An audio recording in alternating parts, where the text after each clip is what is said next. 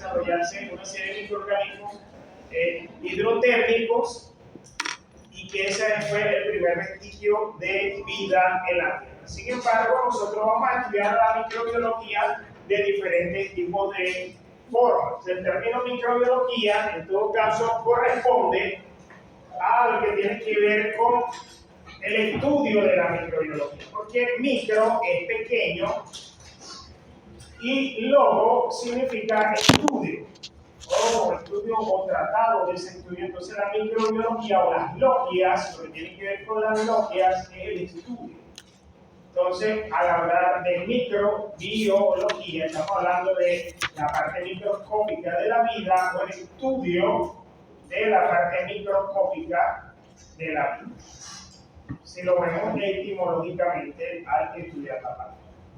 Pero digamos que este término fue acuñado por primera vez por un francés entre 1822 y 1895, estuvo vivo Louis Pasteur, y fue el primero que comenzó a tratar este tema como la microbiología. Pues él además dio muchos aportes para la microbiología desde ese momento, porque con las investigaciones de Pasteur se superaron los estudios de la generación espontánea, estudios que decían que si usted tomaba un envase y colocaba una camisa que estuviese sudada con granos y cebada, a los 15 días aparecían granos. Esa era la teoría de la generación espontánea.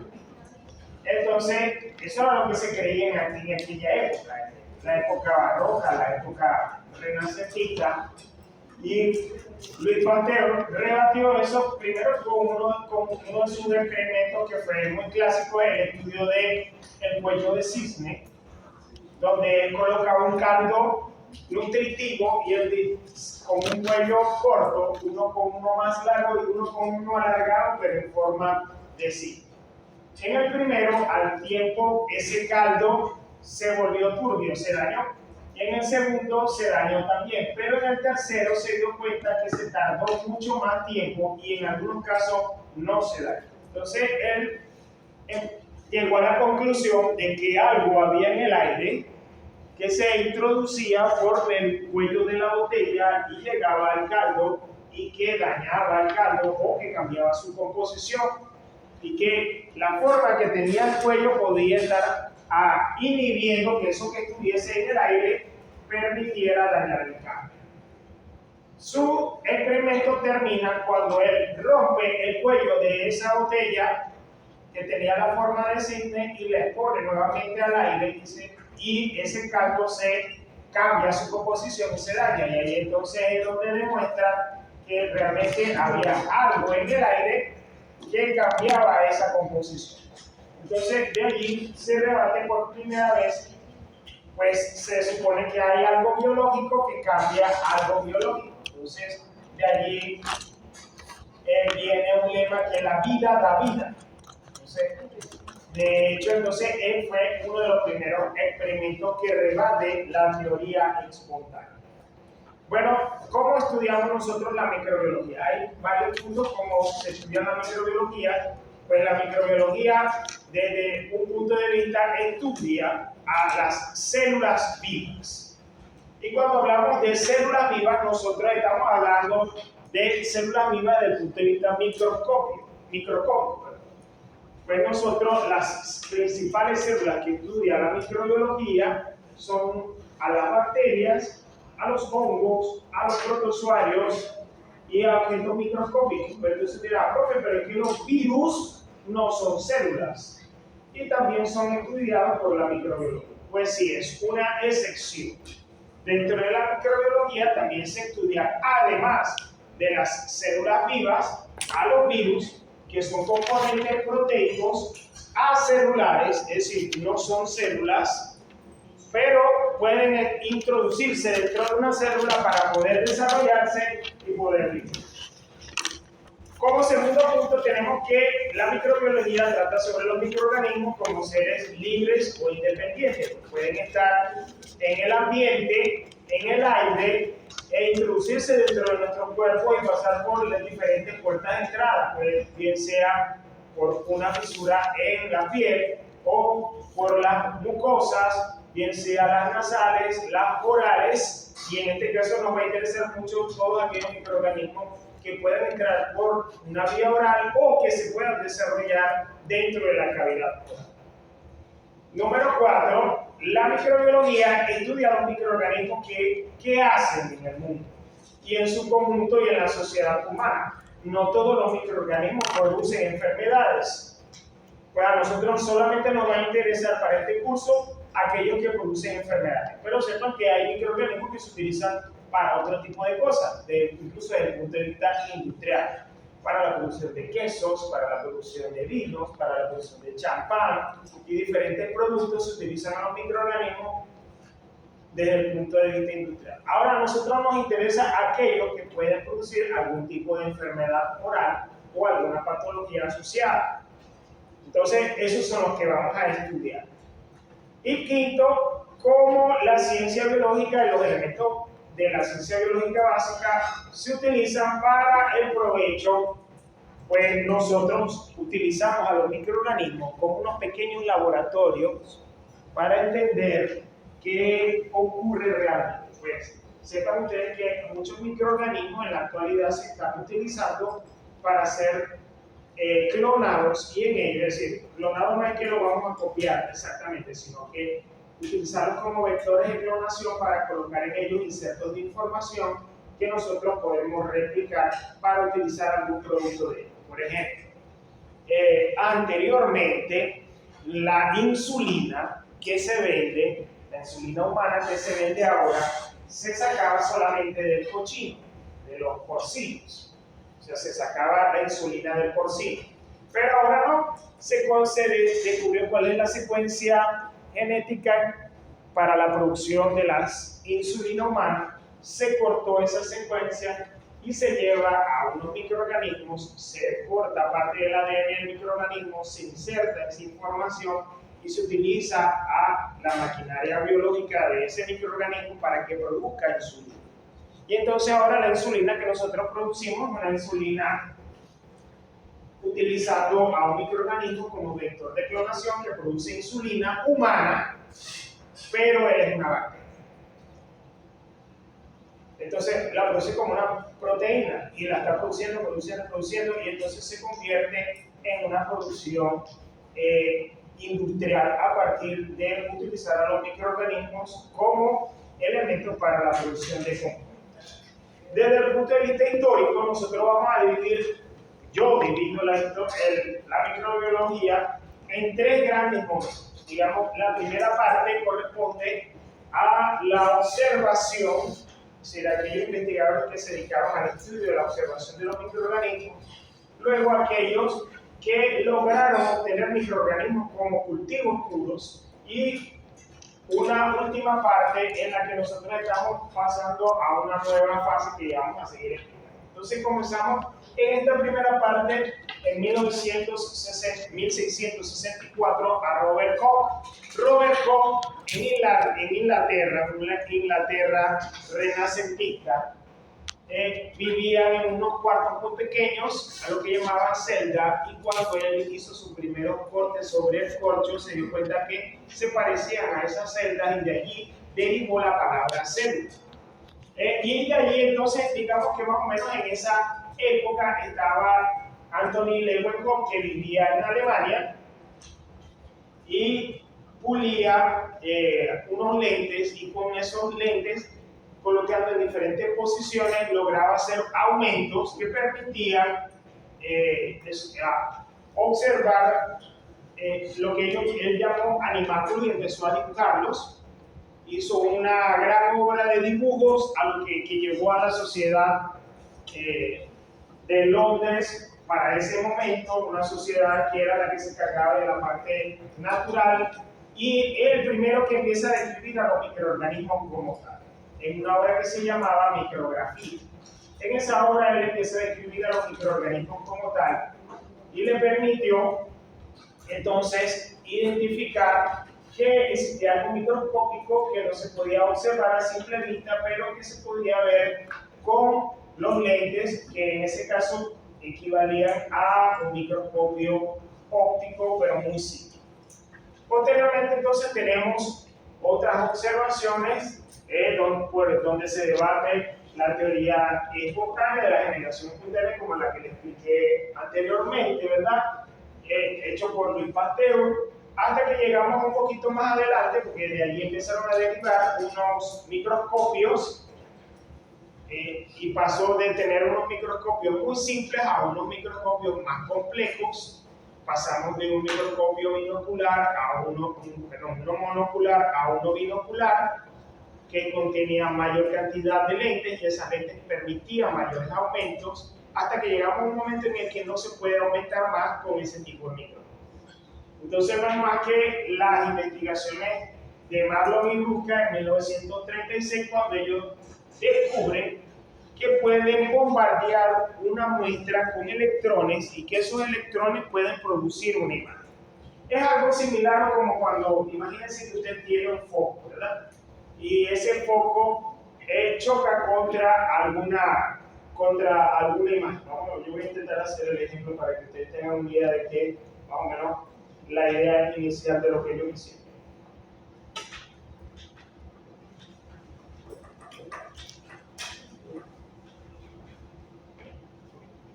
Imagínense que esta es la muestra y que estos son los electrones que están tratando de chocar con la muestra. ¿Qué pasa? ¿Qué genera la sombra? La sombra la genera aquellos fotones que están rebotando sobre la muestra. ¿Qué genera la luz de contraste? Aquellos fotones que están pasando y dan el contorno de la muestra. Eso mismo ocurre en el microscopio electrónico, pero no son fotones, sino que son electrones, y la muestra tiende a ser mucho más fina. Si esto fuese mucho más fino y el fotón atravesara, generar el contorno y la forma. Eso mismo es el principio que se hace con la microscopía electrónica. El microscopio electrónico lo que hace es que produce electrones que chocan con una muestra, y esa muestra, al atravesarla, produce un contraste, y ese contraste se puede llevar a una placa. Bueno, en aquel momento era una placa, ahora se hace por computadoras, y podemos magnificar muchas veces una muestra. Es decir, nosotros estaríamos pasando el orden de las micras, ¿verdad? Y de allí a los nanómetros, y de los nanómetros hasta los angstroms, que son las medidas, ¿ves? Centímetros, milímetros, micras, nanómetros, angstroms. Los microscopios electrónicos empezaron a generar imágenes en el orden de las micras y los nanómetros. Yo sé que nosotros estamos hablando ahorita de escala de nanómetros y la nanotecnología y todo eso, porque a esa escala es que se están viendo ahora las imágenes. Toda esa tecnología que tenemos ahora de observaciones de 20.000, 50.000, 150.000, 300.000 veces más la imagen normal, nosotros se lo debemos a esta investigación inicial de Marlon y Ruska. Luego pasamos a esta parte que digamos que es la parte de la historia desde el punto de vista de los cultivos, y uno de los principales inventos que nosotros incluso ya lo vimos en el laboratorio es de Richard Petri, quien desarrolló algo tan sencillo como dos discos. Gracias a Richard Petri nosotros podemos cultivar microorganismos de forma controlada en un microuniverso o un microambiente que es la placa de Petri. No solamente Richard Petri creó la placa, sino que él adicionó, antes los medios de cultivo todos eran líquidos, pero se dio cuenta, su esposa preparaba mermeladas gelatinas y se dio cuenta que podía solidificar los medios, y entonces le agregó un poco más de eso que tenía su esposa, y empezó a utilizarse la forma de los medios de cultivo sólidos, porque se le empezó a agregar agar a los medios. Pues el agar es un elemento que los microorganismos por lo general no utilizan como fuente de carbono, pero sí sirve para solidificar el medio, y por lo tanto se pasa de un medio líquido a uno sólido, y el microorganismo puede crecer en un medio sólido en la parte superficial. Bueno, nosotros también le debemos a una serie de teorías, las teorías de Koch. Las teorías de Koch establecen que en un principio que un microorganismo produce una enfermedad. Es decir, que si usted en algún momento identifica algún tipo de enfermedad, para él, desde ese momento, debía identificarse también la presencia de un microorganismo. El microorganismo, la aparición de ese microorganismo era equivalente también a la aparición de la enfermedad. Entonces, eso dio pie a que cada vez que alguien tenía algún tipo de síntomas se debía buscar en algún lugar la presencia de un microorganismo. Y empezaron a generarse los postulados de Koch. Los postulados de Koch establecen en primer lugar de que siempre que haya aparición de alguna enfermedad debe estar asociada a la presencia de algún tipo de microorganismo. Y que la variedad de esos microorganismos también puede estar asociada a la variedad de algunas enfermedades. Claro, eso es lo que se pensaba en aquel tiempo, pues ahora no todas las enfermedades son producidas por microorganismos, pues muchas de ellas también son producidas desde el punto de vista genético o son enfermedades genéticas adquiridas o son producto también de los efectos del ambiente sobre una persona. ¿Alguien dijo, profe? Ok, y en esta última parte nosotros vamos a hablar sobre la diversidad genética, la ecología oral y los microbiomas, que es lo que está ahorita dentro. Desde el punto de vista de identificar a los microorganismos, nosotros hablamos de diversidad genética. ¿Cuál es la diversidad? O sea, son la cantidad de microorganismos que hay, y dentro de la cavidad oral hay un ecosistema oral. Algunos microorganismos, ahora vamos a aprender esto. Todos pensamos anteriormente que todos los microorganismos producen enfermedades, pues así. Dentro de la cavidad oral hay una gran cantidad de microorganismos que están organizados de manera tal que hay un equilibrio, es decir, hay una homeostasis interna y dentro de ella hay unos microorganismos que son estructuralmente que están presentes siempre y en todo el mundo, mas no producen enfermedades. Mientras que hay otros que sí producen enfermedades cuando sus poblaciones caen. Es decir, cuando hablamos de decir, hay una mayor cantidad de ellos. Si hay mayor cantidad de esos microorganismos, entonces se produce una enfermedad. Es decir, podemos pasar de un proceso de eubiosis a una disbiosis. Una eubiosis es cuando la persona no tiene alguna enfermedad, pero cuando las poblaciones de esos microorganismos cambian y producen un efecto de la alteración ecológica a nivel oral, entonces estamos hablando de un proceso de disbiosis, es decir, la aparición de una enfermedad. Ahora, con las técnicas, nuevas técnicas posteriores a la biología molecular, es decir, el estudio del ADN de los microorganismos, ahora podemos estudiar algo más allá. Pues hemos superado el estudio del ADN y ahora podemos estudiar el genoma total. Así como hemos estudiado el genoma total del humano, también ahora estudiamos el genoma total de todos los microorganismos. Anteriormente lo hacíamos uno por uno, pero ahora lo hacemos todos en conjunto. Es decir, antes hablamos de ómicas y ahora hablamos de metagenómicas, porque estudiamos todos los genomas. Desde el punto de vista de eso sería la genómica. Pero recuerden que el ADN produce proteínas, y entonces estaríamos hablando de todas las proteínas, sería el estudio del proteoma, la proteómica. El estudio de todos los procesos metabólicos, ¿se recuerdan cuando vimos algunos de los procesos metabólicos en bioquímica? Bueno, la metabolómica estudia todos los procesos metabolómicos. Y por último, la sabilómica, que es el estudio de todos los compuestos que están en la saliva y que digamos que ese es el futuro de la odontología, del diagnóstico de la odontología en el futuro. Pues yo no sé, pues a lo mejor según las lecturas, si ustedes lo verán, que tomarle una muestra a un paciente de saliva, colocarlo quizás en un aparato, quizás sea algo muy futbolista, colocar una muestra del paciente allí, te va a decir cuáles son sus patologías totales, incluso desde el punto de vista de la cavidad oral. ¿Qué tiene y qué le puede dar? Pues en la saliva hay una serie de proteínas que de hecho ahorita se están asociando una serie de proteínas con la aparición temprana del cáncer, con la aparición temprana del cáncer de estómago, hay unas proteínas que se están estudiando para la identificación de personas. Por ejemplo, hay personas a las cuales no les da nunca caries y tienen unos marcadores genómicos, proteómicos y sabilómicos de por qué no les da caries, mientras hay otros que sí son susceptibles. De hecho, hay poblaciones a nivel mundial donde algunos son más susceptibles que otros a la aparición de cáncer.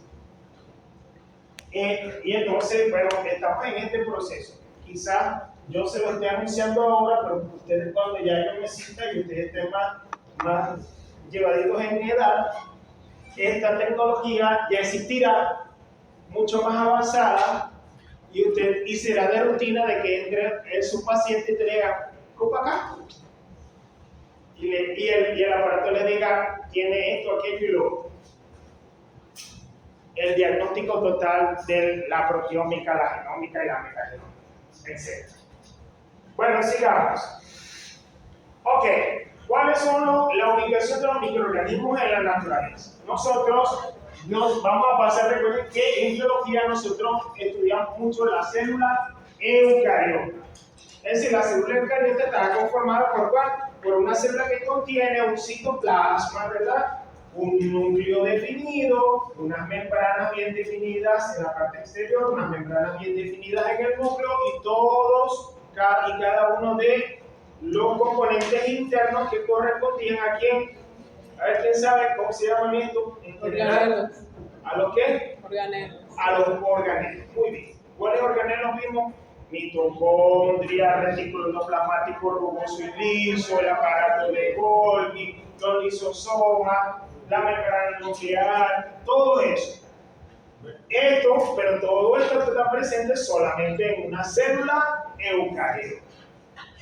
Eso no quiere decir que no hay microorganismos eucariotas, sí lo hay, lo vamos a estudiar, son los hongos. Pero nos vamos a centrar en un inicio sobre los procariotas y ahora vamos a definir cómo es una célula procariota. Una célula procariota, a diferencia de una célula eucariota, no tiene un núcleo definido. Es decir, en esta sí hay un núcleo definido, que está definiendo al núcleo, y de hecho en la parte más central, donde está condensada la cromatina, nosotros decimos que hay un núcleo, ¿verdad? Mientras que aquí no, aquí hay solo un lugar donde está la información genética, que incluye al ADN y al ARN de la procariota y recibe el nombre de nucleóide. Aquí, entonces, además, se genera en la parte exterior una membrana celular que tiene algo extra, tiene una pared celular. Es decir, la membrana y la pared están juntas y ahora vamos a estudiar cómo está constituida desde el punto de vista incluso químico. Además, aquí, al igual que acá, hay ribosomas, porque ustedes recuerden que los ribosomas es donde ocurre la síntesis de proteínas y en ambos hay síntesis de proteínas, tanto en esta como en esta. ¿Qué no hay aquí? Aquí sí hay, aquí hay mitocondrias, aquí no hay mitocondrias. Aquí hay retículo endoplasmático rugoso y liso, aquí no hay retículo endoplasmático liso, ni tampoco rugoso, pero sí hay ribosomas, que son los que se encuentran en el retículo endoplasmático rugoso de acá. Ok, otro elemento importante, aquí hay lisosomas. Aquí hay elementos parecidos a los lisosomas, pero no están recubiertos por una membrana como tal. Aquí, ¿qué más? Aparato de Golgi. Aquí hay aparato de Golgi, aquí no hay aparato. Entonces estamos hablando de una célula que evolutivamente está en una escala menor a la célula eucariota. De hecho, la procariota se cree que es más antigua que la eucariota, pero es eficiente. Pues logra perpetuarse como especie. ¿Qué vamos a ver? Bueno, la diferencia entre la célula procariota y eucariota. Veamos eso para el examen. 5 diferencias entre procariota y eucariota. Una tiene membrana plasmática, la otra No, pero es doble. Porque una se llama eucariota y la otra se llama procariota. Vamos a verlo incluso desde el título. Procariota, cariota significa núcleo y eu verdadero núcleo. Y aquí dice pro, que es antes del núcleo, por lo tanto estas no tienen núcleo definido y estas sí tienen núcleo definido. Primera diferencia entonces, una tiene, claro, el nombre, pero ajá. Una tiene núcleo definido y otra no tiene núcleo definido por una membrana. Solo que ambas sí tienen información genética, solo que en una se llama nucleoide y en esta se llama núcleo. Aquí es núcleo y aquí es nucleoide. Ok, esa es una de las primeras diferencias. Vamos para otra. En la procariota hay mitocondrias, no hay mitocondrias. Segunda diferencia, en la célula procariota no hay mitocondrias y en las eucariotas sí hay. Tercera diferencia. Aquí hay retículo endoplasmático liso y rugoso, sí. En la procariota no. Ok, muy bien. Vamos al siguiente. ¿Qué otra más? Aparato de Golgi. Aquí sí hay aparato de Golgi, aquí no hay aparato de Golgi. Ok, muy bien. ¿Qué más? Para el celular. ¿Ah? Lisosomas, sí. Aquí como tal, los lisosomas, si están recubiertos por una membrana, sí hay, pero aquí no. Pero eso no quiere decir que aquí no hay cola, aquí sí las hay también. Ok. ¿Qué más? Pared celular. Ok. Y esto quiero que quede claro. La pared celular bacteriana no existe en las eucariotas, porque solamente es bacteriana. Pero las eucariotas, hay unas células que sí tienen pared celular, como las vegetales o como los hongos. Tienen cierto tipo de pared, aunque es diferente, químicamente constitutivas son diferentes. Entonces, si yo le digo, bueno, esta tiene pared celular bacteriana, esta no tiene pared celular bacteriana. Obvio. ¿Cuántas llevamos?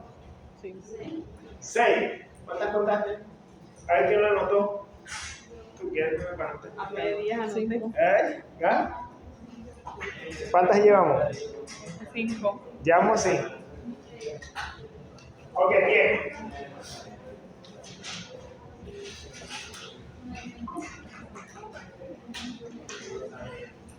Ahí está. La procariota no tiene membrana nuclear. Ahora que, miren, el tamaño de las eucariotas siempre por lo general es mucho mayor que el de las procariotas. Una eucariota es así y una procariota es así, chiquitico. Miren que esté entre 3 y 4 micras, mientras que esté entre 0.5 y un poquito más, casi llegando a 1. Aquí el cromosoma de una célula eucariota es diploide, ¿verdad? Porque tiene carga 2'. Y aquí, en una procariota, tiene una doble cadena de ADN circular, no tiene doble carga, una sola. Ok, los ribosomas en eucariotas, cuando dicen 8S, 70S, eso es con respecto al peso, cuando se hace en función de una degradación, es un método que nosotros hacemos con cloruro de cesio. Y el cloruro de cesio entonces me determina que hay mayor cantidad o menor cantidad de proteínas en ese ribosoma. Entonces, esto por supuesto en eucariotas es mayor, en eucariotas es mayor y en procariotas es menor. Organelos como tal, o organulos, como algunos textos dicen, en eucariotas están presentes, en procariotas no. ¿Pero por qué no? Porque para considerarse organelo o organulo debe estar rodeado por una membrana y no lo hay acá en procariotas. La pared celular en eucariotas está solamente en los hongos, mientras que esta está en todas las bacterias, que corresponde a una estructura que se llama peptidoglicano o glucano. ¿Verdad? Aquí esta es muy importante. Membrana citoplasmática. Las eucariotas sí tienen colesterol, mientras que las procariotas no tienen. ¿Ok? La reproducción en eucariota es sexual o asexual y aquí se hace por un proceso que se llama fisión binaria, que puede ser longitudinal o transversal. Entonces ahí vemos las diferencias entre las células. Bueno, aquí esto para que tengamos una idea de las ramas de la microbiología médica que incluye la estomatología. De hecho, en algunas facultades a nivel latinoamericano, los odontólogos se gradúan como odontólogos estomatólogos. En Argentina se gradúan como odontólogos estomatólogos, por el estudio de las enfermedades orales. En microbiología nosotros lo dividimos en bacteriología, micología, biología, parasitología, inmunología y biología molecular. Estudio de las bacterias, estudio de los hongos, estudio de los virus, estudio de los parásitos, estudio del componente humoral y celular, es decir, del sistema inmunitario, y estudio de los componentes moleculares, que en este caso es principalmente el ADN y el ARN y las proteínas. Eso es lo que estudia la biología molecular. Ahora vamos a aprender cómo es la morfología de las bacterias. ¿Qué forma tiene la bacteria? Nosotros lo vemos al microscopio, tiene una forma, dependiendo del tipo de microscopio que nosotros veamos. Pero vamos a aprender primero sus formas. Miren, esta que tiene una forma redonda, esférica, si lo viéramos bidimensionalmente lo vemos como un círculo. Pero si lo viéramos tridimensional se vería como una esfera. Entonces, si nosotros lo vemos por microscopía electrónica, microscopía óptica convencional, lo que vamos a ver es un simple círculo, mientras que si lo vemos por microscopía electrónica de barrido, vamos a ver algo así como en tercera dimensión mucho más amplio, y entonces nos vamos a dar cuenta que tiene una forma esférica. Esa forma que tiene, cuando una bacteria tiene una forma esférica de esa manera, decimos que recibe el nombre de coco. Coco. Uno solo, un coco. Monococo, diplococo, tres cocos, tetra, y ahorita lo vamos a ver. Pero vamos a verlo aquí. Coco, y este que está acá es un bacilo. ¿Qué es un bacilo? Es una bacteria alargada. Los libros dicen en forma de bastón. Pero yo lo veo como una forma elipsoidal. Entonces, forma de coco, forma de bacilo. Si cuando usted lo ve así, se acuerda de tabaco y Chanel. Bacilo. ¿Ok? Bacilo. Espirilo. ¿Qué es ese espirilo? El espirilo es un bacilo curvo. El espirilo es un bacilo curvo. La espiroqueta es una forma en una bacteria alargada que se enrolla totalmente así. Nosotros lo vamos a ver en la sífilis. ¿Quién sabe quién produce la sífilis? A ver, ¿quién produce la sífilis? Microorganismos. ¿Quién sabe? Ok, algunas otras bacterias no tienen formas definidas, pero tienen algunos apéndices que reciben el nombre, uno de hifa, cuando es un poco alargada, y otro de apéndice bacteriano. Hay otras bacterias que son alargadas, muy alargadas, y que tienen una parte exterior que recibe el nombre de vaina. De hecho, esas bacterias alargadas pueden estar conformadas por un conjunto de bacilos, uno al lado del otro, con una vaina exterior, formando un filamento.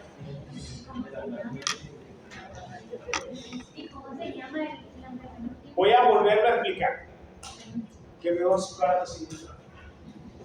Nuevamente, si es circular, recibe el nombre de coco. Si lo vemos así como alargado, como aquí, mira, así lo vamos a ver en el microscopio, así mismo, alargadito. Elipsoidal o un bastoncito largo, recibe el nombre de bacilo. Si está curvo, como aquí, miren, está curvo, recibe el nombre de espirilo.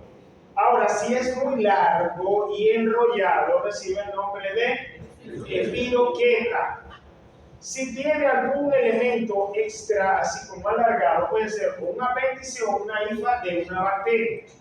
El Heliovibrio es una bacteria que contiene apéndices.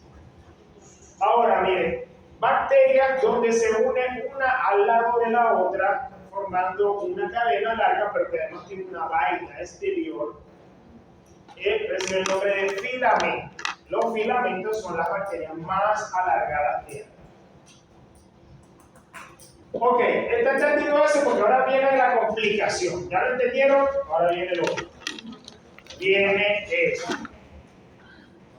Si es un solo coco, un monococo. Si son dos, diplococo. Ahora, miren, la proporción de crecimiento de una bacteria es en la proporción de 2 a la n. Eso quiere decir que si tengo una, en la siguiente voy a tener 2, en la siguiente generación voy a tener 4, en la siguiente generación voy a tener 8, 16, 32, 64, etc. ¿Ok? Esa es la proporción de crecimiento. Entonces, por eso es que nosotros no vemos de a 3, sino que vemos de 1, de 2, de 4, y así lo vamos a ver en ese múltiplo, en múltiplo de 2 a la n. Entonces, uno solo es coco, 2 sería diplococo, y ahora vendrían las otras opciones. Cuando se forma una cadena, se va formando una cadena de cocos, nosotros decimos que eso se llama, es un estreptococo. Ustedes lo tienen que aprender, porque es uno de los principales microorganismos que produce la carie, se llama Streptococcus muta. Y esta es la forma que tiene. Tiene una forma de cadena. Son varios cocos formando una cadena. Streptococcus. Si tiene 4, decimos que es una tetra. Monococo, diplococo, streptococo, tetra. Si tiene 8 y tiene como una forma de cubo, recibe el nombre de saxina. Luego, si esos cocos se dividen sucesivamente en diferentes planos, van formando como una especie de racimo. Decimos que es un estafilococo. Ahora vamos a hablar de divisiones sucesivas y planos. Si un coco se divide una sola vez en un solo plano, decimos que produce diplococo. Pero si un coco se va dividiendo en un plano sucesivamente, decimos que produce un estreptococo. Si un coco se divide 2 veces en 2 planos, 1, 2, produce una tetra. Ahora, si esta tétrada se vuelve a dividir y produce una saxina. Divisiones sucesivas en diferentes planos, estafilococo. Entonces tenemos coco, diplococo, estreptococo, tétrada, saxina y estafilococo. Estafilococo es como si fuera un racimo de uva. Igual vamos a ver los bacilos, miren. Hay unos que no son ni bacilos ni cocos, sino que están entre los dos y reciben el nombre de coco bacilo. ¿Sí? Porque realmente no son tan alargados como para ser un bacilo, ni tampoco son tan redonditos como para ser un coco. Entonces están entre los dos. Luego tendríamos a los bacilos y los bacilos cuando se unen entre sí. Miren, diplobacilo, estreptobacilo. De hecho, un estreptobacilo con vaina es un filamento. En algunos casos, no muy comunes, nosotros vamos a ver a los bacilos en empalizada. No son tan comunes de ver. Bueno, ya lo vimos, hay bacterias con apéndice que tienen hifas o que tienen tallos y otros elementos alargados, o como las espiroquetas y los filamentos. Bueno, vamos a repasar de nuevo. Entonces vemos una bacteria, ¿verdad?, dividida en un plano una sola vez, produce una bacteria dividida en el mismo plano sucesivamente. Ok, una bacteria dividida en el primer plano produce una tétrada, ¿verdad? Un diplococo dividido en un primer plano produce una tétrada. Ahora, esa misma dividida dos veces en dos planos diferentes. Sarcina. Ok. Coco dividido en diferentes planos sucesivamente produce estafilococos.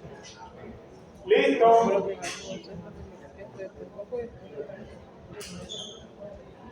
Ok, hemos visto hasta ahora entonces los cocos, diplococos, estreptococos, estafilococos, bacilos, espirilos, espiroquetas, bacterias con apéndices y filamentos. ¿Sí? Muy bien. Viene el examen. ¿Salda vuelvas un momentito? ¿Esto qué es? Diplococo. ¿Y esto? ¿Y esto qué sería?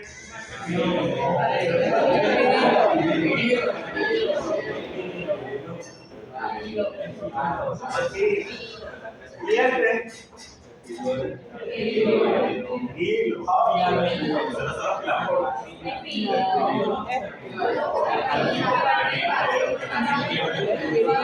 Hilo. Si es un vacilo curvo como el. ¿Esto qué sería? Cocos. Coco, pero ¿cómo están esos cocos? ¿En qué forma? Esa es la uva. Coco vacilo. No. Hay algunos que está medio coco. No, coco. Sí, porque si van más. ¿Y esto sería qué? Filamento. Ah, el este, muy importante. Estreptococo. Muy bien. ¿Y este qué sería? Estreptobacilo. Estreptococo también. ¿Y este? Bacilos. ¿Y este? ¿Y estos? ¿Y estos? ¿Y estos? ¿Y estas? ¿Y estas? ¿Y estas? Diplococos y cocos. Coco vacilo.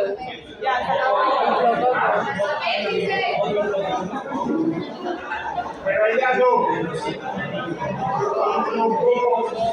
¿Y estas? Profesor, devuelve 6 diapositivas un segundo para tomarle la foto. Ok, muchachos, ahora vamos a hablar sobre la clasificación de los reinos.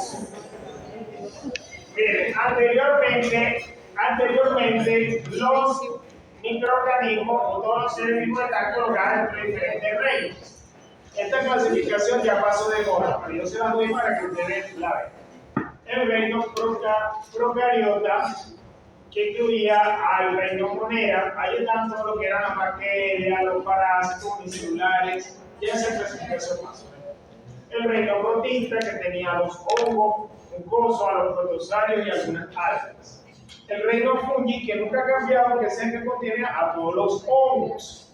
El reino plantae, que contenía algunas algas, algunos helechos, algunas plantas, y el reino animalia, donde estaban todos los seres animales. Esa es la primera clasificación que nosotros tuvimos, que fue la de los reinos, con la que yo estudié. Después pasamos a esta, una clasificación mucho más moderna, que incluye a las arqueobacterias, a las eubacterias. Es decir, estas arqueobacterias no son de interés médico, pero son más de interés ambiental.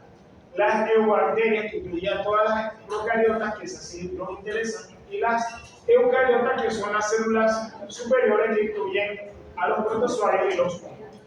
Sin embargo, la clasificación que está actual es esta que está aquí, que es la del doctor Carl West. Esta clasificación se hace a través de un árbol filogenético utilizando el ARN de 16S para identificar qué tan lejos o cerca están los seres vivos genéticamente. Entonces, la clasificación se hace a partir de dominio, y el dominio es como el taxón más alto, ¿no? Que incluye a gran cantidad de seres vivos. El taxón más alto del dominio, tenemos el dominio Eukarya. En el dominio Eukarya están los animales, las plantas, los hongos y los protistas. El dominio bacteria incluye a todas las bacterias que nosotros conocemos, bien sea de interés ambiental, bien sea de interés médico, y hay una gran cantidad de filos dentro de él. El dominio arquea, que corresponde a las arqueobacterias, son bacterias muy antiguas. El reino plantae y el reino animalia, que están dentro del dominio Eukarya. Bueno, les voy a mostrar cómo es un árbol filogenético. Esto es más o menos un árbol filogenético donde el taxón más alto está arriba, que es el dominio. Ya hablamos de que hay un dominio que se llama bacteria. Todo esto pertenece hasta un centro común. Aquí comienza el dominio bacteria. Todas estas ramas que se abren aquí son de las diferentes bacterias que existen. Ahora, ¿qué bacterias nos van a interesar aquí? Poco a poco las vamos a ir viendo. Esto es para que ustedes vean cómo es más o menos el árbol filogenético. Y aquí tenemos otro elemento que es el árbol filogenético para las arqueobacterias y el árbol filogenético para las eucarias, que incluyen a todos los seres vivos. Entonces, estos árboles filogenéticos van cambiando a taxones más bajos. Pasamos del dominio al filo. Eso quiere decir que cada una de estas líneas es un filo. Dentro de esos filos hay clases, hay órdenes, hay familias, hay géneros y especies, que son los que nos interesan a la final, el género y la especie. Bueno, esto va. Ecología de los microorganismos. ¿Cómo se clasifica jerárquicamente los microorganismos? Los microorganismos jerárquicamente no lo vamos a clasificar. Uno solo es un individuo. Un conjunto de ellos sería una población.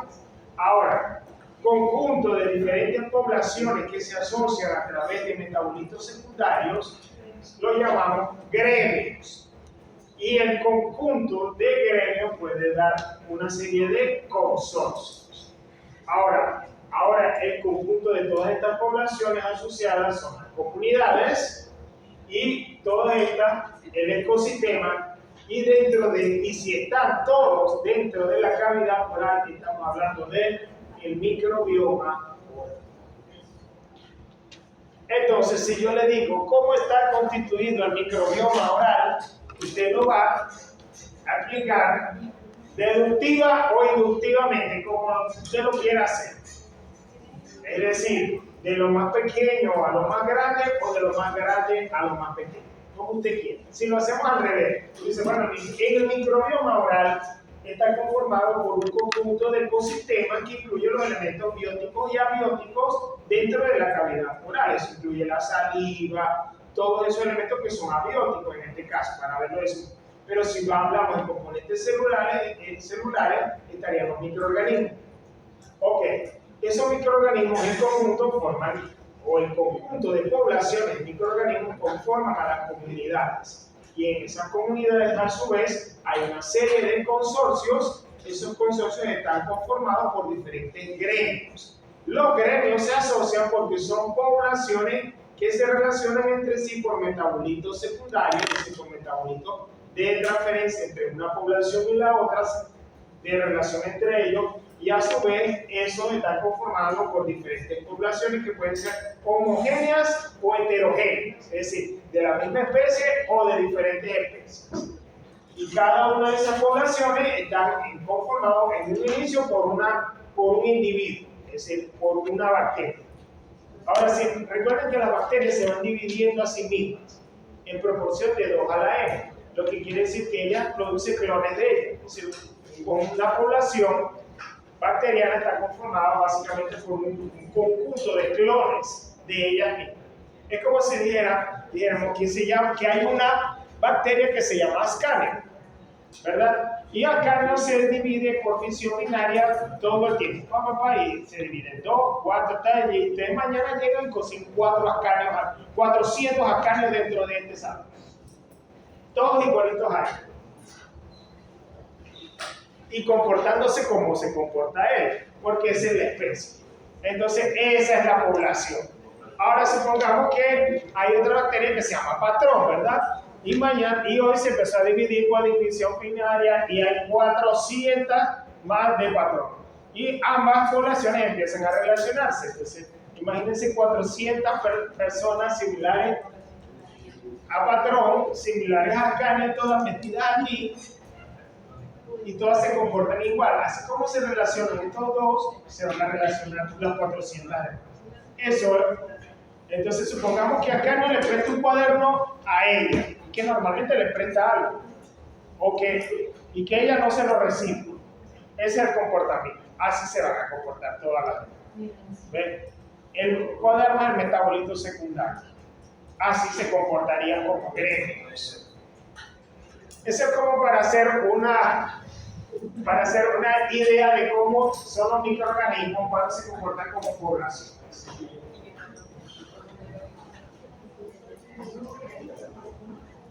Listo. Bueno, vamos a pasar entonces ahora, eso ya lo vimos. Se recuerda, ¿verdad? Aquí nuevamente lo vamos a ver porque los microorganismos tienen una membrana celular, a diferencia de que en los microorganismos no vamos a encontrar esteroles. Pregunta de examen.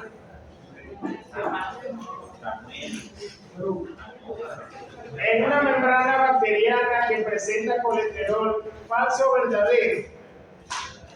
Falso. No hay colesterol en la membrana bacteriana. Entonces, recordemos en biología, ¿verdad? Los fosfolípidos de membrana son los tipos de lípidos especiales que conforman una membrana, ¿verdad? Esos fosfolípidos de membrana están conformados por una cabeza polar y dos ácidos grasos que conforman a su vez una bicapa lipídica cuando se unen entre sí, ¿verdad? Además, están conformados por proteínas. Algunas de esas proteínas traspasan toda la membrana, que conocemos como el nombre de las proteínas transmembranales. Estas proteínas son muy buenas para el paso de sustancias o el paso de señales, ¿verdad? Algunas de ellas son como la bomba de potasio. ¿Se recuerdan todas lo que hicimos ya? Ustedes aprendieron todo eso y me lo pusieron, pero se va a ver algo de ello, ¿verdad? Las proteínas transmembranales, las extrínsecas y las intrínsecas, algunas encargadas de información externa y otras de información interna. No voy a ahondar mucho en eso porque eso ya lo vi, pero eso para que ustedes recuerden que recordemos algo de ello, ¿verdad? Que nosotros tenemos algunas proteínas que son transmembranales y funcionan como canales internos para la introducción de elementos al interior celular. Que incluso algún tipo de estas proteínas son las que producen un proceso para la generación de la energía interna celular a través de la bomba de ATP, que algunas tienen algunos carbohidratos en la parte exterior y esos carbohidratos sirven para la señalización celular. Y recordemos el concepto de doble membrana, ¿verdad? Y de que si hay una zona hidrófoba y una zona hidrofílica. ¿Dónde está la zona hidrofílica? La que está al exterior porque es la que reacciona con el agua, ¿verdad? ¿Y cuál sería la zona hidrofóbica? La que está aquí, ¿verdad? Y que hay una zona lipofóbica y una zona lipofílica, ¿verdad? Eso lo recordamos de la casa. Y ahora vamos a entrar nuevamente a los diferentes tipos de transporte, ¿verdad? Hay dos tipos. ¿Cuáles son? El transporte activo y el transporte pasivo. La diferencia principal, ¿cuál es? El transporte activo necesita de ATP para que pueda ocurrir. Si no hay ATP, no hay transporte activo. Entonces, el transporte pasivo. El transporte pasivo puede ser facilitado o no. Pero recuerden que además, nosotros hay algunas sustancias pequeñas, como por ejemplo, oxígeno, nitrógeno, tienen un transporte pasivo facilitado. El agua pasa fácil a través de la membrana. Es un transporte pasivo facilitado. Pero hay algunas que necesitan un transporte porque son grandes, son proteínas grandes, son elementos grandes y necesitan pasar a través de la membrana, de las proteínas transmembranales, ¿verdad? Y entonces ahí es donde nosotros tenemos nuestros canales, los canales de calcio. También tenemos canales para que pase la glucosa, que es muy importante para los procesos de la glucólisis. También para que pasen algún elemento como los aminoácidos en la membrana. Entonces, recordemos también el transporte pasivo. Cuando no se gasta ATP y cuando sí se gasta ATP es activo. Si pasa un solo elemento a través de la proteína, decimos que el transporte es unidireccional, va en una sola dirección. Ahora, bueno, nosotros también tenemos otros elementos donde hay cotransporte. Es decir, ¿dónde hay cotransporte? Hay cotransporte cuando entra un elemento y sale otro. Es decir, uno, miren, en este caso puede entrar uno y sale otro. Ese recibe el nombre de cotransporte de tipo antiport. Ahora, cuando dos elementos para poder entrar necesariamente tienen que estar los dos, decimos que es un tipo de cotransporte sin porte. Uno entra y otro sale, antiporte. Ambos, para poder entrar, deben estar ambos sin porte. ¿Ok? Y aquí tenemos uno y unidireccional. Ya, entra de una vez. Fácil el que tiene. Si no hay ATP, no hay transporte. ¿Transporte de qué tipo? Pasivo. Activo.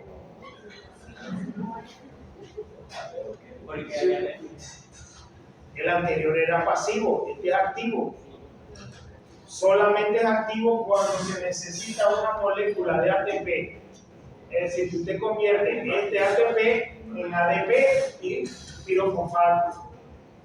Entonces, por ejemplo, para que salga sodio, se necesita que una molécula de ATP se convierta en ADP y se genera pirofosfato en el interior. Todo eso se hace con el poder reductor. Ustedes recuerdan, ¿verdad? Transporte activo. Seguimos aquí. Bomba de sodio, bomba de potasio. Ambas bombas se hacen a través de un proceso en donde se gasta ATP, ¿verdad? En este caso, sale sodio, entra potasio. Y con ello debe haber el gasto energético en forma de ATP. Recordamos nuevamente esto, muchachos. El incremento de la permeabilidad, ¿verdad? ¿Quién es más permeable? El sodio, el potasio, el cloro, la glucosa, el triptófano, la urea, el indol, el agua. De aquí hasta allá vamos utilizando menos energía. El agua pasa como transporte pasivo, pero a medida que vamos acercándonos acá, se necesita más energía. Por eso es que acabamos de ver ahorita de que es transporte activo cuando entra sodio y potasio porque se requiere energía. Cloro, mira, glucosa, ya de aquí para allá va convirtiéndose en un proceso más facilitado. y pasa como un transporte pasivo. Bueno, repaso entonces de los elementos de la membrana, ¿verdad? Los lípidos de la membrana, ustedes recuerdan, ¿verdad? Tenemos una cabeza polar, en este caso esa cabeza polar está conformada por una estructura que se llama colina, luego tenemos el fosfato y el glicerol unido a cadenas carbonatadas que conforman a los lípidos, ¿verdad? Esta es una estructura esquemática y aquí lo vemos en estructura con los carbonos y aquí es más o menos como si fuera una representación por computadora de cómo sería un ácido graso de la membrana. Recordemos también que los ácidos grasos pueden estar saturados e insaturados y que a mayor saturación la membrana es más rígida y las insaturaciones, que son dobles enlaces, hacen que los lípidos se doblen, ¿verdad? Y esas dobles hacen a la membrana más lácteas.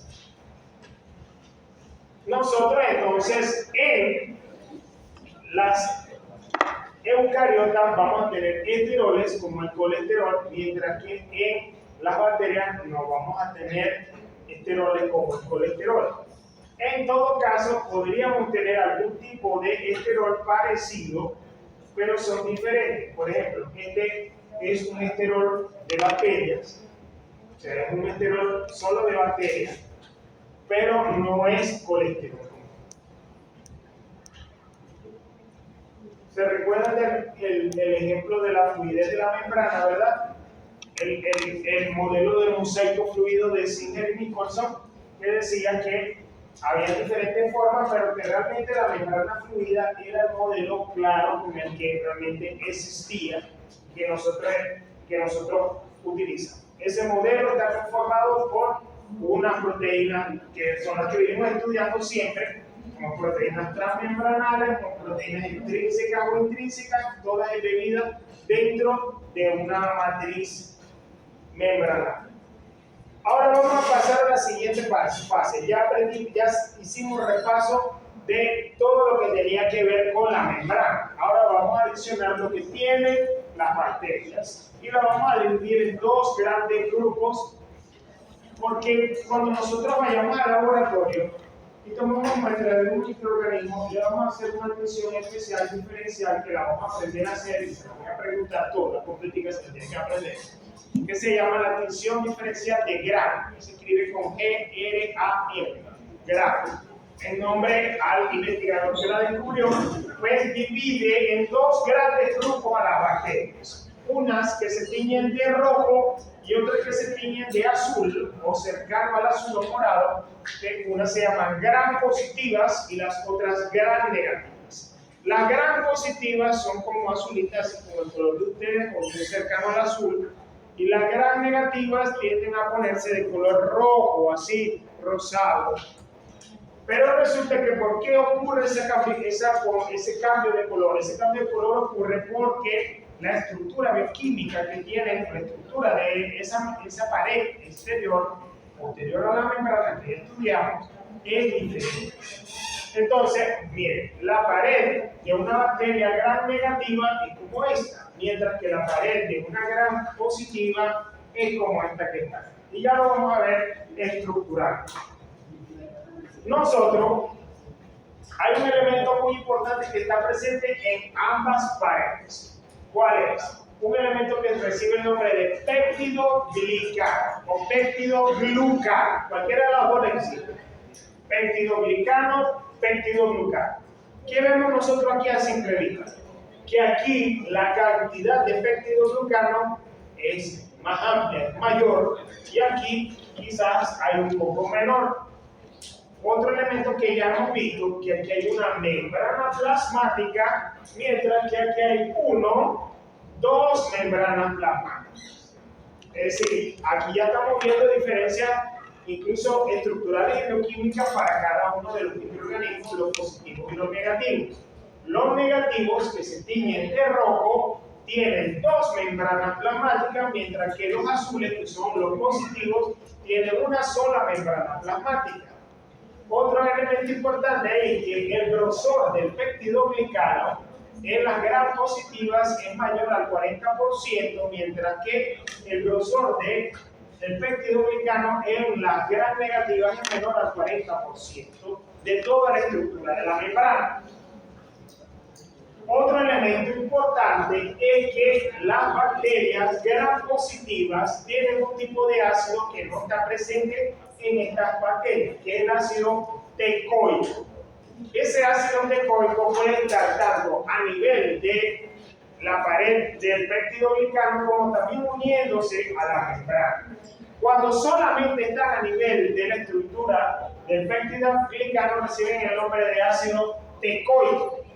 Mientras que cuando ese ácido además tiene una cola hidrofóbica, es decir, carbonatada que se une con la membrana, recibe el nombre de ácido lipoteicoico. Es decir, que en las gram positivas tenemos una membrana plasmática, un peptidoglicano mayor al 40% y ácido teicoico y lipoteicoico, que no tiene las gram negativas. En las gram negativas tendremos entonces dos membranas, ¿verdad? Y un peptidoglicano menor al 40%, y hacia el exterior vamos a ver una serie de elementos que son unas estructuras de carbohidratos que poseen solamente las bacterias gram negativas. Ya lo vimos ahí a grandes rasgos. Ahora vamos a ir a los detalles. El peptidoglicano, así como dice su nombre, peptidoglicano, tiene una parte peptídica, es decir, una parte parecida a una proteína, y una parte glicana o glúcida que corresponde a los carbohidratos. Por lo tanto, entonces está conformada por carbohidratos y elementos proteicos. Recuerden que las proteínas en su base, ¿cómo están conformadas las proteínas? Por dilo. ¿Cómo están conformadas las proteínas? Las proteínas. Muy por las proteínas. 4 proteínas. ¿Quién sabe cómo están conformadas las proteínas? Yo me respondí con una presentación. ¿Quién está seguro? Aminoácidos. Ajá. Y los carbohidratos que nosotros estudiamos en bioquímica y en biología, ¿qué se recuerdan de ellos? Nada, si yo les digo pentosa,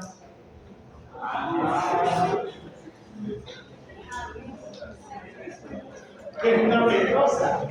¿Qué es una hexosa? A ver, ¿quién recuerda de eso? Pentosa que significa forma, y hexosa que tiene cero, ¿verdad? Esa es por ahí va. Ok, aquí tenemos dos carbohidratos importantes que conforman el peptidoglicano. Son dos. Uno se llama N-acetilglucosamina. ¿Cómo, profe? N-acetilglucosamina. Ese es uno. Y el otro es el N-ácido murámico. Son dos. N-acetilglucosamina y ácido murámico. Como son carbohidratos, entre los dos, al unirse, hacen un enlace ¿de qué tipo? Los carbohidratos, ¿qué enlace hacen?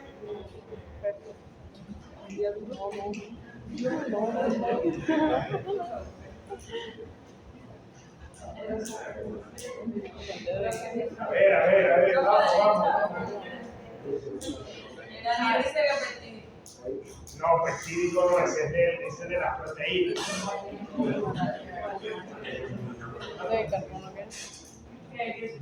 Empieza por glu.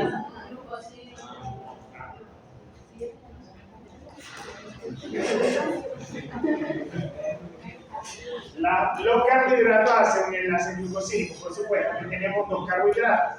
Uno que es N-acetilglucosamina y el otro es N-acetilácido murámico. Ambos hacen un enlace glucosídeo, pero resulta que ellos hacen una alargada cadena de ese dímero, que si son un dímero. Es decir, por ejemplo, que ella es N-acetilglucosamina y ella es N-acetilácido muránico. Para que se genere la pared, deben repetirse como un dímero, es decir, ella así. Imagínense este dúo repetido millones de veces. ¿Quién dice el patrón? No, profe. ¿No te imaginas un dúo así de repetido? Y tú repetidas así con canela. Peor todavía. Bueno, entonces es así, miren. En acetilglucosamina, en acetilácido muránico y así. Se van repitiendo como un dímero. Se van repitiendo, pero hacen solo una línea. Ahora, para que toda la estructura se conforme, deben unirse por unos puentes. Esos puentes están conformados por los elementos proteicos, es decir, por aminoácidos o cadenas cortas de aminoácidos que unen esos elementos. En este caso, nosotros tenemos inicialmente un puente de pentaglicina de un lado, un puente de pentaglicina del otro, o un tetrapéptido, perdón, un tetrapéptido de un lado, un tetrapéptido del otro, y un puente de pentaglicina, es decir, 5 glicinas y un tetrapéptido aquí que por lo general es de alanina. Alanina, y aquí glicina. Entonces, esta parte de aquí es lo que se llama la parte pectídica, el péptido. Y esta parte de acá es el glicano. Por eso es que eso se llama, o glúcido. Por eso es que esto se llama péptido glicano. Esa es la parte estructural que tienen las bacterias. Si nosotros lo viéramos como cuando veíamos la conformación bioquímica de los carbohidratos, lo vamos a ver así. Uno es el N-acetilglucosamina y el otro es el acetilácido muránico que se unen con el tetrapéptido de alanina y así sucesivamente. Ahora lo vamos a ver esquemáticamente nuevamente. Por ejemplo, de una bacteria que se llama Staphylococcus aureus, ya sabemos cómo son los estafilococcus, cómo son en forma de como de racimo. Bueno, esta sería la pared de su pared, no el coco, sino si nos acercáramos a su estructura, como es la pared de ese estafilococo. Aquí lo vemos, este sería más o menos el péptido glicano. Y aquí tenemos otro ejemplo de otro péptido glicano. Hay aparentemente más de 100 variantes diferentes de péptido glicano que no vamos a estudiar, solamente les estoy dando las que se dan clásicamente esas dos.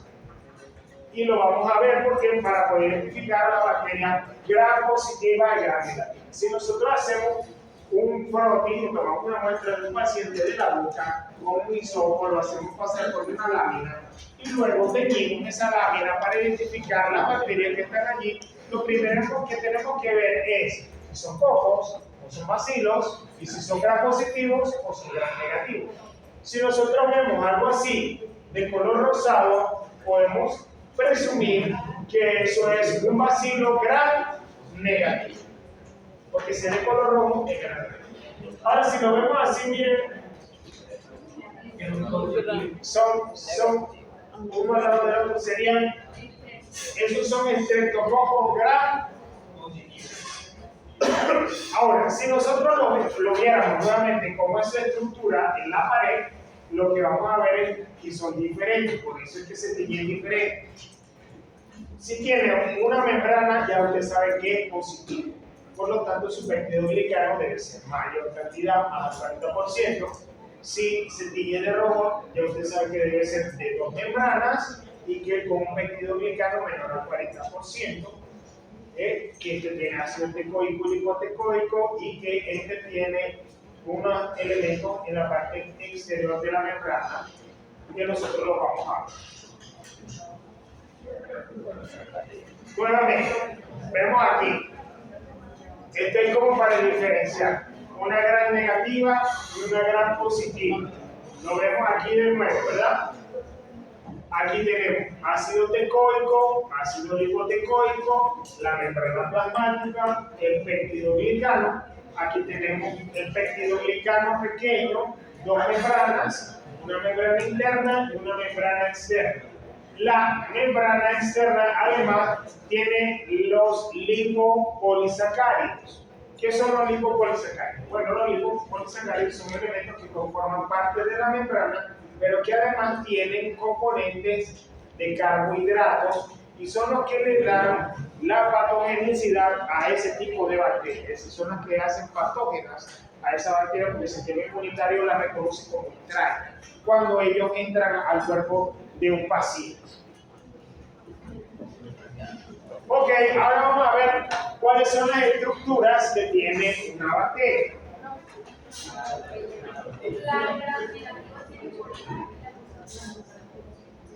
La gran negativa tiene polímero. Ok. Esta es la estructura general de una bacteria. ¿Qué vamos a encontrar nosotros? Una zona donde está el ácido nucleico, que recibe el nombre de nucleoide. Algunas bacterias tienen unas estructuras externas que permiten el movimiento del microorganismo, que recibe el nombre de flagelo. Tienen unas estructuras proteicas en el exterior que permiten comunicarse con la superficie, con otras bacterias y con el ambiente, que reciben el nombre de fímbrias. Tienen una pared celular, que ya no vimos su estructura, membranas plasmáticas e internamente invaginaciones de la membrana plasmática, la presencia de inclusiones, la presencia de los ribosomas y por supuesto del contenido del ácido nucleico, que por lo general es circular. Claro, no lo vamos a ver como un círculo, sino lo vamos a ver como un círculo que está súper erróneo.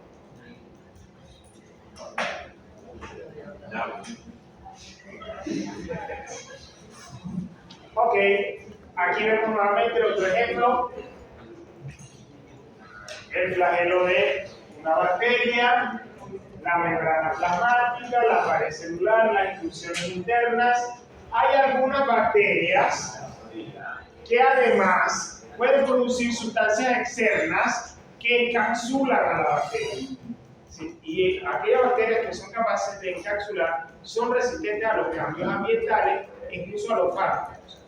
Por lo general, gracias a Dios, no hay bacterias que se encapsulen mucho y sean muy patógenas, porque si no resistirán a cualquier cosa.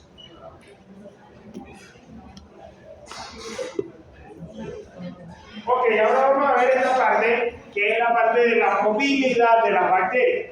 ¿Qué le da movilidad a las bacterias? Las bacterias se movilizan a través de una estructura proteica que recibe el nombre de flagelo.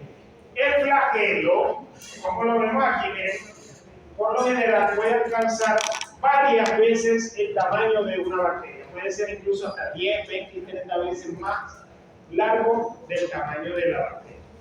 Le permite la movilidad a las bacterias. Son bacterias, cuando una bacteria posee flagelo, decimos que es flagelada, y ese flagelo puede estar presente en diferentes partes y le da una movilidad. Está conformado por un conjunto de proteínas que ahora las vamos a ver, pero vamos a ver cómo se clasifican esos microorganismos dependiendo de la presencia y el lugar donde se encuentra el flagelo. Hay algunas bacterias que tienen solo un flagelo en una zona, como por ejemplo los vibrios, decimos que es monopolar monítrica. ¿Por qué? Porque está solo en un solo lugar. Ahora la pregunta es, profe, pero no entiendo, si eso es, y como es en un coco, ¿es igual que en un bacilo? Si nosotros vemos que es un coco y el coco tiene flagelos, el flagelo no sería polar, sino perítrico, es decir, porque puede estar en cualquiera de las periferias de ese círculo. Mientras que si es un bacilo, puede estar en alguno de los dos polos del bacilo.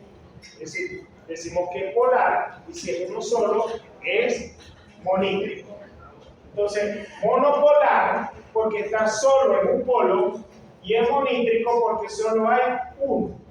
Ahora, aquí, si aquí hay varios en uno solo, ¿verdad? es monopolar polídrico. ¿Por qué? Porque tiene varios flagelos en un solo lugar.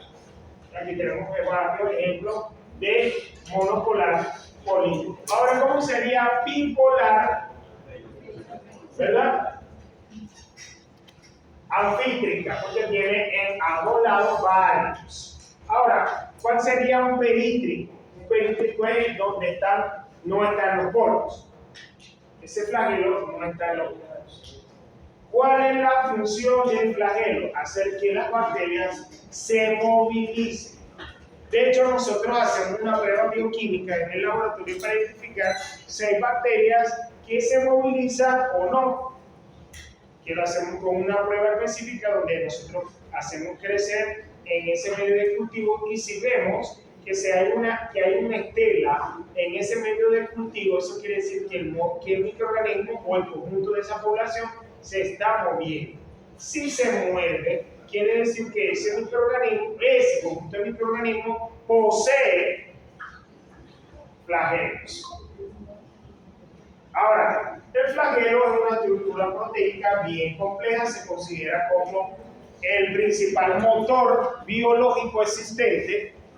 De hecho, se comporta como un motor, como tal, porque contiene diferentes elementos que hacen que esa estructura gire o rote sobre su propio eje. Entonces, cuando nosotros lo vemos, está unido a la pared celular. Y si esa pared celular puede ser de diferentes formas, como puede ser tanto como gram negativa como gram positiva, es una estructura compleja y es responsable del movimiento celular de la bacteria. Ahora, por ejemplo, si nosotros vemos aquí, miren, aquí hay una membrana plasmática, aquí hay una membrana plasmática, y en el medio está el péptido glicano. Yo diría que es una bacteria gram negativa. ¿Por qué? Porque la gram negativa es la que tiene dos membranas. Entonces tenéis un flagelo, un ejemplo de flagelo de una bacteria gram negativa. Y ahora vamos a ver cómo está estructurada. Tiene una parte externa que es la larga, esa que ya vimos que está conformada que recibe el nombre de filamento. El filamento, a su vez, está conformado por muchas unidades proteicas filamentosas que reciben el nombre de flagelinas. Son unas proteínas globulares que se van uniendo entre sí y van conformando toda la estructura del flagelo. Hay una zona donde esa flagelina está más unida, y es en la parte inicial del flagelo, que recibe el nombre de gancho, pues que tiende a ser curvo. ¿Por qué tiende a ser curvo? Porque al ser curvo esa estructura, al hacer que se mueva el resto de la estructura, hace que el movimiento sea elipsoide, como en el equilibrio, en una forma helicoidal. Es decir, al hacer algo, no es lo mismo que gire algo recto a que gire algo que es curvo. Hace un movimiento mayor.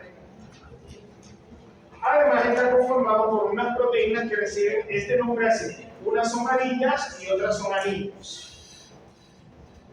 Y entonces, el conjunto de las varillas y los anillos forman una estructura circular que permite, además, que esta se termine movilizando. Y cada una de estas proteínas tiene una función. Hay unas